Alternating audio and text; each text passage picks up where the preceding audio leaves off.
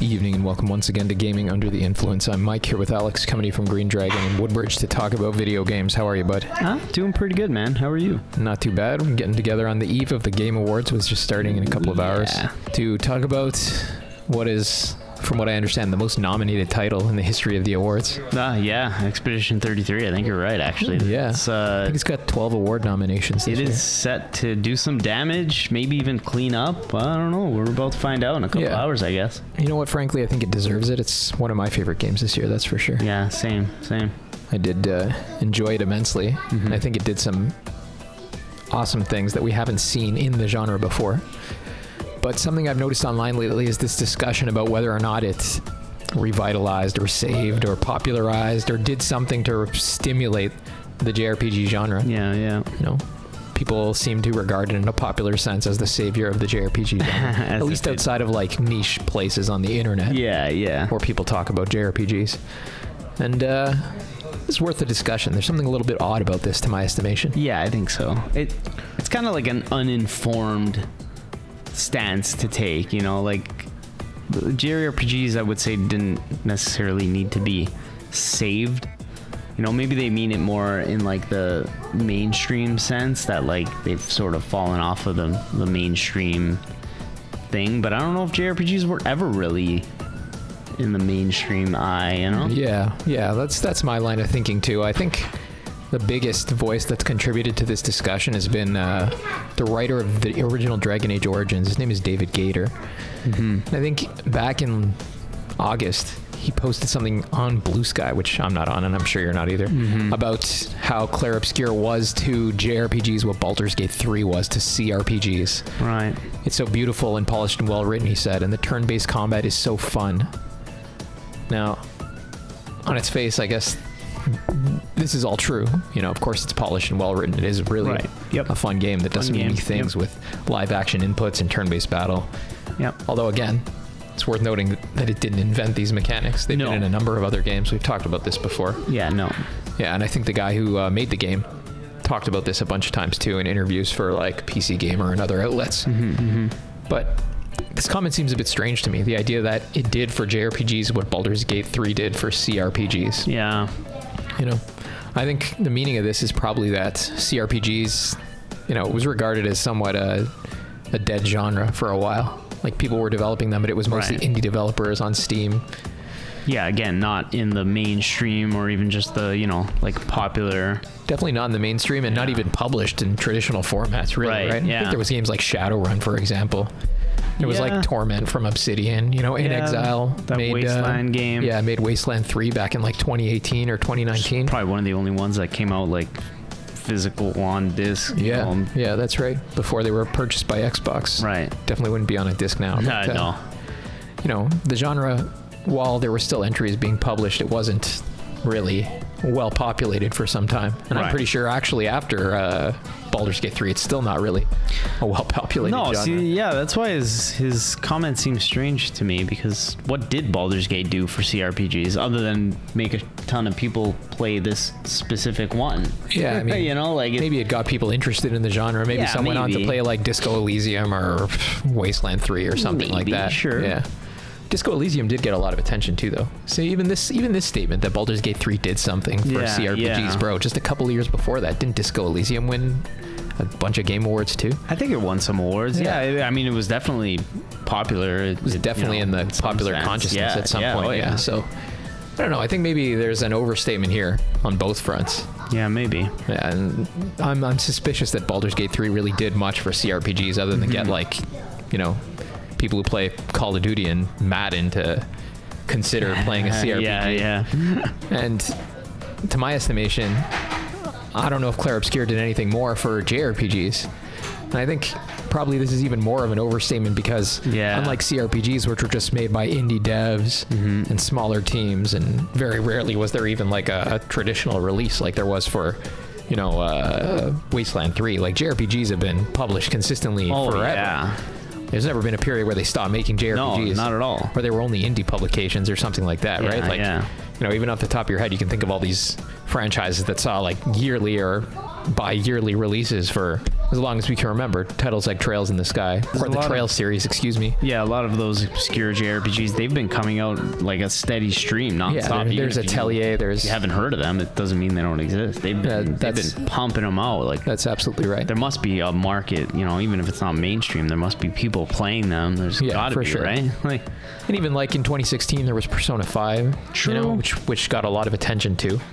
Probably won a bunch of awards. It's really hard to understand the sentiment that this has done something for JRPGs that they needed done to them. Yeah, like they needed to be saved. Like, I mean, even look at Final Fantasy. There's been all kinds of spin-offs, main, you know, games. Yeah. There's no shortage of things to play in the JRPG space. It's true. Like you said, they've been consistently developed and been released throughout since the dawn of video game freaking time, right? Like, that's right. Yeah. One thing maybe we can say though is that titles like Final Fantasy, which probably to most people, you know, it's like the flagship JRPG, right? Right, yeah. It moved away from traditional JRPG trappings, I guess you could say, with 15, well, 14 of course, but it was an MMO. With 15, you know, it was fully an action game. Right. Right? Yeah. 16 is an action game. 16 was as well, yeah. 13 was already something of a middle ground, although it did retain most of the traditional JRPG elements. It did move away from I guess what you'd consider the traditional JRPG format. So right. I guess Clair Obscur, you know, you can consider it as the return of this like box product, like totally mainstream and visible game to that traditional JRPG format, though they do have some innovations with the parrying and the dodging and stuff like that, right? So I guess in that sense you can kind of appreciate what they're saying, but I can't help but like read these kinds of statements as suggestions that the JRPG genre was in the dumps before these French guys came along and saved it from, right. I know that. That's the thing. Like, you know? maybe to some extent just the turn-based gameplay aspect, but even then, like, I mean, it's not very, you know, mainstream or super popular, but a lot of those games still are turn-based. They're just, you know, you're not seeing them being made, I guess, at the AAA scale, I guess. I don't know. Yeah, that's true. But then again, there's also, like you said, Persona, and that's a big AAA Since game 5, it's been very popular. That's the Yakuza series went from action to turn-based. They did the opposite. Yeah. That's so weird, right? That's right. There was even Dragon Quest 11 back in 2018. True. Yeah, and apparently they're working on Dragon Quest 12, so they're still continuing that. A big one was Octopath Traveler as well. That was also in 2018. Remember that? Yeah. It was definitely a throwback title, you know? Yeah, I'm playing Octopath Traveler 0 right now, which is the third one, so they're still, again, pumping them out, right? Yeah, there's titles like Star Ocean. There's been at least one release on most console generations, you know? True. Bravely Default you have there for 2021, and then they also just re-released one on the Switch too. That was like launch title, so... Yeah, there was something like this about the original Bravely Default, actually. People were like, wow, they're bringing JRPGs back. It's like, man, like, from where? You know? Yeah, like, they never really went anywhere. You just, you know, maybe, I mean, obviously they're not as popular as, you know, your yearly COD or your Madden, and your CODs and that kind of garbage, but here's a question. It's never going to be that big. Is the reason they don't suck because of that? Like, for real, yeah. You know, I mean, I just want to say, like, I feel like there could be some truth to this resurgence if you started seeing, like, Final Fantasy, let's say 17, going back to turn-based, but I don't even think that would happen, right? Like, I don't even think that's going to happen. No, I doubt it'll happen. Right? Either. So, although I heard Square got a lashing from one of its larger shareholders this week over its mismanagement of the more recent entries. Yeah, I did hear about that, It's interesting. We'll see what comes of that. But hey, man, I mean, I would love to see, you know, Final Fantasy 17 come out and be some kind of I would too. Brand new turn-based entry, but you know, I don't think we should think of the genre as totally overlapping with its most visible manifestations, right? Yeah. Just leaving aside all of these other things that in many ways are more traditional JRPGs and in many ways more innovative, more high quality in terms of the ideas on show there, right? Right, yeah. I think that's the problem. Yeah, it's like you can't just boil it down to, this game's turn-based. It's like JRPG. Yeah. There's a lot more to it, right? It's not just that. Reading this statement that it is to JRPGs what Baldur's Gate 3 was to CRPGs, it just sounds like he's saying like the genre needed saving from without, and that's simply not true, neither based on the fact that it's always been coming out, based on the fact that oftentimes the less visible JRPGs were better JRPGs anyways than a lot of the more visible stuff, right? So, and I don't think Baldur's Gate did really anything for CRPGs other than it just making a bunch of people play this one specific CRPG. It just happened to be popular, right? And invest in Dungeons and Dragons miniatures and stuff like that, perhaps. Yeah, I don't know, man. I'm skeptical of this view. Like, I think that the thing that makes JRPG special, though, again, we talked about Clair Obscur, a lot this year. Yeah, we did. Yeah, it's a high quality game. I had people breaking my to just play it. Like people were telling me, just play it. Like, what are you waiting for? Just play it right now. You probably should. I'm trying to finish what I'm playing. No, stop playing whatever you're playing. Just play it right now. I was like, okay. Like, it's worth seeing, but a lot of what makes it great is that it draws on this distinctively Japanese style of game design. Yeah. And a lot of what makes other JRPGs great is their distinctively Japanese aesthetic and sensibility. Distinctively Japanese way of looking at reality and human nature on show there that you tend not to find in Western RPGs. And I think that even includes Clair Obscur, right? Yeah. It's got its own interesting story and world building, don't get me wrong, but it's not a Japanese game, right? No. I think a lot of it has to do with how the party also sort of interacts with each other. Yeah. It becomes really like it's got like a Bioware style story interaction, right? Like the way that you can go to camp and talk to your characters while you're there. Exactly, yeah. The like relationship between the characters is a big thing, right? It recalls Mass Effect to me. Yeah. Like you're on the ship and you go talk to your party and you build like your relationship meter with each of them. Like something that usually you don't find in JRPGs. But in any case, it's a distinctively Western mode of storytelling, I guess you could say. Yeah. It doesn't make it bad. I actually like it. I think that if anything, it saved that, Yeah. Saved a style of Western storytelling that's been in the dumps since Anthem or something like that. Still is kind of, Yeah, since Greedfall, in 2018. Nobody's really making those kinds of games anymore. No. And we see something like that here. Yeah. But what it didn't do is save JRPGs. No, I don't think they needed to be saved. So no, they didn't. Some of the best ones ever have come out in the past 10 years, right? Yeah. Some of the best ones ever, from Persona 5 to Dragon Quest 11 to Octopath Traveler. I've been having a blast in those games. Yeah. And they're literally made to emulate the old Final Fantasy. Like, a lot of people classify Octopath Traveler 1 as like almost like modern day Final Fantasy 1. You know what I mean? It plays the same. It's obviously a lot more modern and advanced, but a lot of it is like the bare bones, top down, almost 2D pixel, going from town to town, upgrading your equipment, and just turn-based gameplay, right? Like that's right. It's so like classic, but like modern. It's a really cool thing, honestly. Look, there's even the Xeno games, man. Those have been massive. Yeah, that's true. The most recent one came out last year, and this year there was a remake of X. Yeah, that's right. Some of the best JRPGs ever made. True. And again, with a distinctively Japanese aesthetic.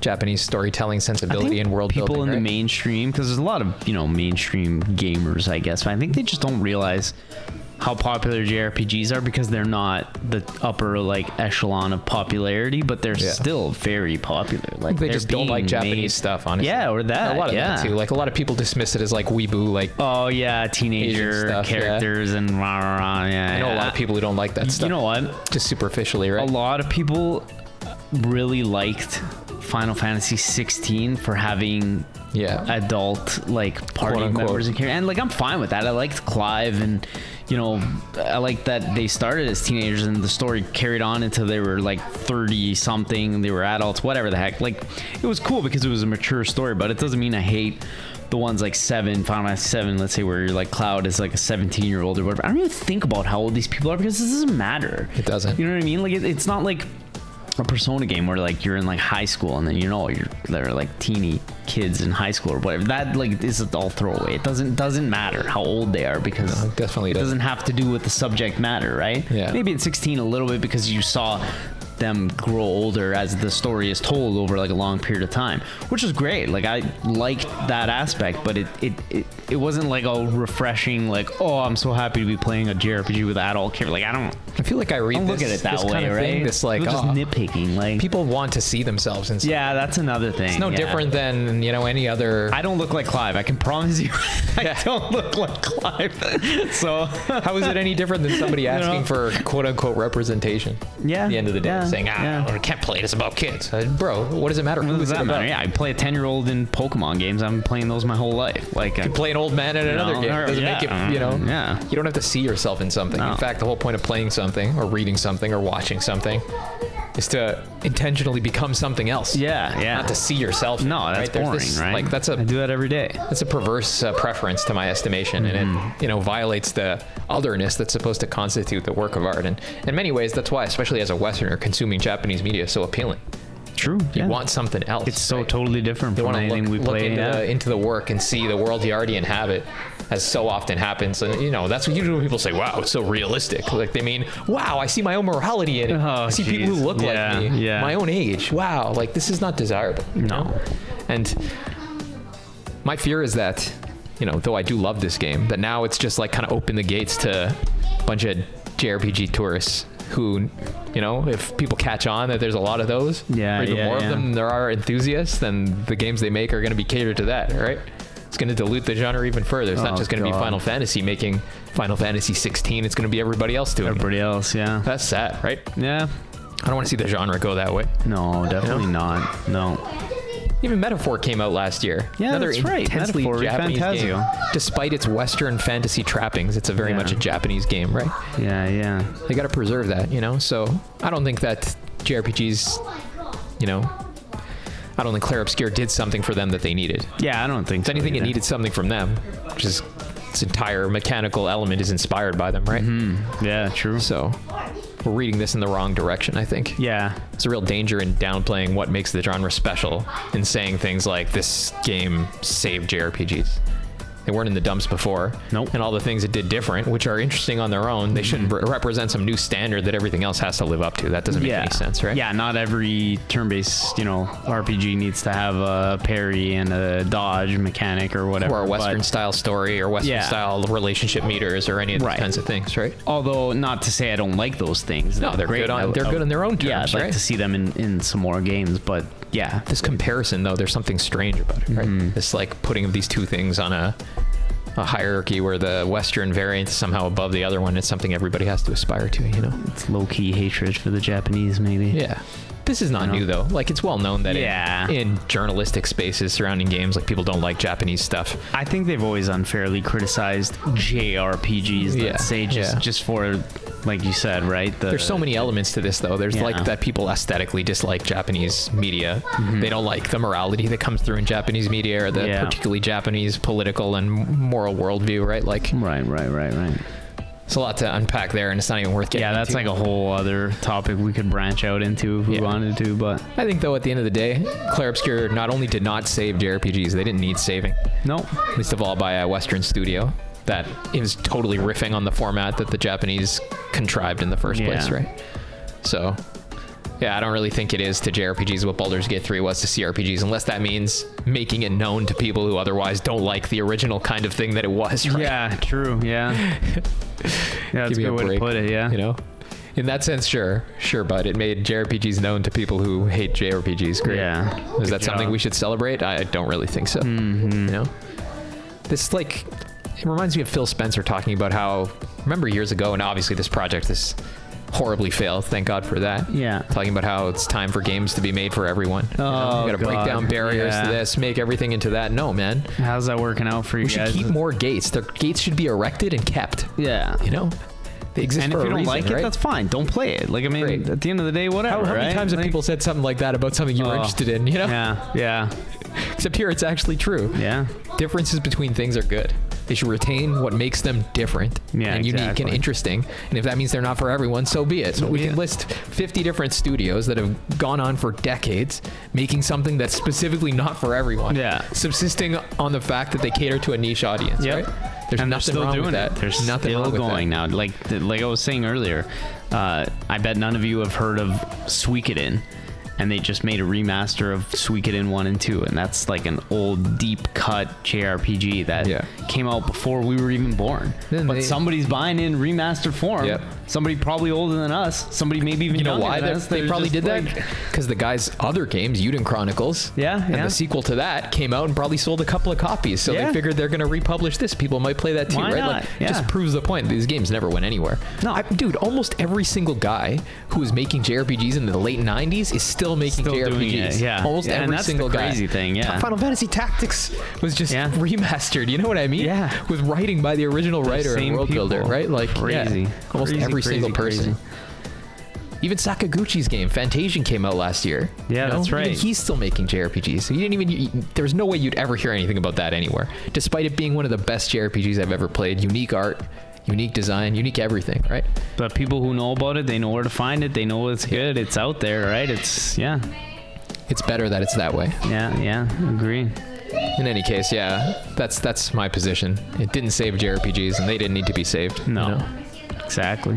But if this could bring more people into the genre without them bringing their demands to the genre, that wouldn't necessarily be a bad thing. Yeah, that would be welcome. Even just to kind of have people change their tune a little bit on turn-based, because that is one thing that, we're not huge fans of all of the, modern RPGs kind of moving away from turn-based. I don't think that should be the case. Like, why? Right? How do you just say, I just don't like that for no reason? Yeah. I don't like turn-based games. Why? That's so ridiculous. I guess people, like, I can see why people would find it less thrilling than real-time action game, let's say. But also, if you've played some of the best turn-based games, you would find that there is like a thrill in it if you're properly playing it. Even especially Expedition, I've had some of the most thrilling, like almost Souls-like combat scenarios out of that game. It's just to me, it's. How is it not just an incredibly shallow point of view? Like, you don't like not being perpetually occupied at the mechanical level. Yeah. You can't deal with a higher quotient of representation involved. Right, JRPGs, they're more symbolic, right? Mm-hmm. Your inputs correspond less to what the character is doing in the moment. There's a higher degree of symbolism involved. Yeah. There's a more symbolic relationship between your input and what the character does, between what you're watching and what the character's supposed to be doing, right? Even the guy who made Final Fantasy 16, or one of them involved, remember when they were saying something like, it would look silly if all these like high-res characters were just standing there in a line, and then these guys do that. They literally did that, yeah. And the art in this game is fantastic. Like, all the characters in Expedition 33 are not only good-looking, the models are well-designed, everyone looks good, like the graphics are great, everything is good, right? And it would be the same with any other turn-based JRPG with cutting-edge graphics, or not even cutting-edge, but modern, like look good, not like pixelated or whatever. I don't know, man. It's the literal mindedness people have to get over. I feel like, when I was younger, I remember watching like, Final Fantasy 7 and seeing Cloud do like a limit break, and so you select the attack, but even just watching it unfold, I remember being like, wow, that was so freaking cool. Like, there's something like that you don't always get on like a live action, real-time combat thing, because how can you do that, right? It's not the same. At the end of the day, they both have their pros and cons, right? Like anything else, it depends on the game you're making. For sure. Isn't that exactly it? Like, the gameplay is representational. It's like words on a page, man. Yeah. It's like saying, I don't like the letter J. I don't care what word somebody's using it in or what they're trying to express in it. The letter J and Q, I don't like them. I just don't like them. No, man. You're misunderstanding. The whole point of this is to represent something. Yeah. To my estimation, as long as what they're representing with it is quality, it doesn't matter what means they use, right? You're still pressing buttons at the end of the day. There's many things that I don't want to... Some kind of world building I dislike, let's say. Some kind of subject matter. Yeah. To me, that makes sense at an aesthetic level. But to say the representational tool itself, just arbitrarily, I dislike it apart from what it's being used for, that doesn't really make sense. Yeah. And I don't think we should want to bring people like that into a genre like this. No. It's going to destroy it, right? Yeah, no. Really, like, there needs to be more gatekeeping in video games. We need to get over this idea, like this ideology of perpetual growth, right? A lot of Japanese companies, like Nihon Falcom, for example, they've never been that kind of company that's like trying to make, the next Final Fantasy. They make what they make. They have a devoted fan base, although I think they did lose some money last year. They've never gone broke. They're not going anywhere. Yeah, like I'm sure they have their internal standards, as long as they're maintaining their quality of, what they deem to be their, quality. There needs to be more of that. Then they're happy as long as they're making some money. Yeah, there needs to be more of that. I don't know how this stuff works in Japan, but I think they have a less aggressive, like, shareholder type of relationship, at least with these smaller companies, probably, where as long as they're keeping the course and making good stuff and making some money, everything's okay. Whereas, like you said, here it's all about ones that aren't totally owned by Western investors. Profits need to rise and keep rising, and that's just impossible. It's not going to happen, and we're seeing some repercussions of that. Those companies are cratering anyway. Yeah, I guess we'll see how all of it unfolds. And we'll see later tonight what happens with Clair Obscur. Yes, I hope it wins something. I mean, we know it'll win something. I'm pretty sure it'll win most of those it'll things. win most of the awards. At the end of the day, it's a fantastic game, and nothing against the game itself, but the way people are taking it is probably not healthy for the genre. Yeah, probably not. You know. Fair enough. Yeah, in any case, thank you guys very much for tuning in. It's been a bit of a run here. We'll be back soon. Talk about more games, maybe about the Game Awards. Enjoy the Game Awards. Yeah. We'll see what happens.